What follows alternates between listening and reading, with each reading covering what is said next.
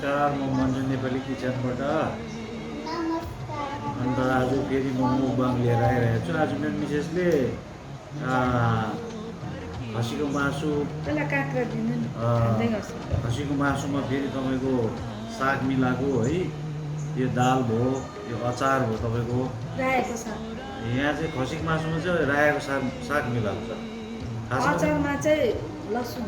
अचारमा चाहिँ लसुनको अचार हो है। अनि त्यहाँदेखि काँक्रा भयो, तपाईँले देखिरहनुहुन्छ।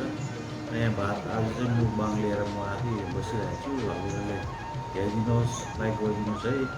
खाँदैछु, अब हेर्नुहोस् कस्तो हुँदो रहेछ रायोको साग र म हाल्दैछु नि नानी। खासमा त सुँगुरको मासुमा लाउँछ, हामी त अब सुँगुर मासु खाँदैनौँ है। त्यसले गर्दा यी अब साग र खसीको मासुमा मिक्स गरेर बनाएको। र यस्तो चाहिँ प्रायः जस्तो मैले देख्दा चाहिँ त कालिम्पोङतिर चाहिँ रोड बनाएको देखेँ। र यहाँ पनि यो मिसेसले बनाएछ आज चाहिँ। र अब चाहिँ हेर्नुहोस् है, यो अचार हो है। नानी खोइ काँक्रा खाऊ न, काँक्रा दिनु ल। काँक्रा खोइ काँक्रा खाऊ खाऊ खाऊ। लु खाऊ, अझै खाइदेऊ खाइदेऊ। भाइले साथीहरूलाई देखाइदियो ल, अरू के गाइजहरूलाई हेलो भनिदेऊ न। हेलो भनिदेऊ न। म काँक्रा खाएको भन न।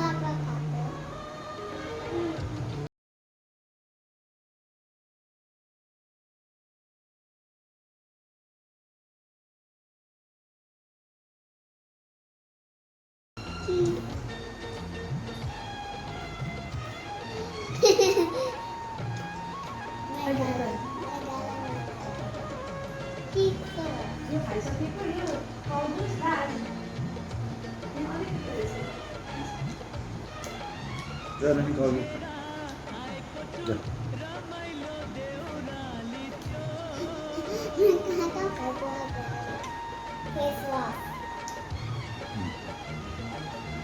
दामी भएछ साग पुरा क्या रायो साग र मासु।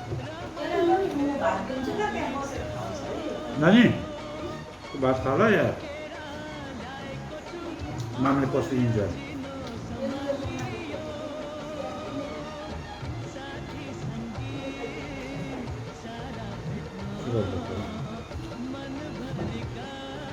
यो चाहिँ अब लोकल खसीको मासु हो।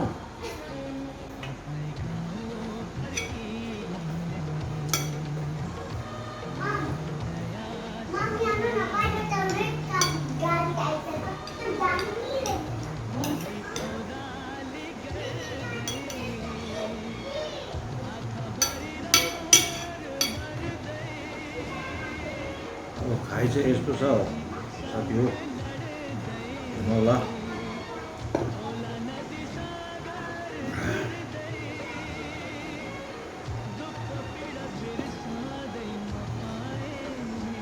अहिले चाहिँ मिसेसले खाना दामी भन्नुहोस्, दामी एकदम नम्बर 1।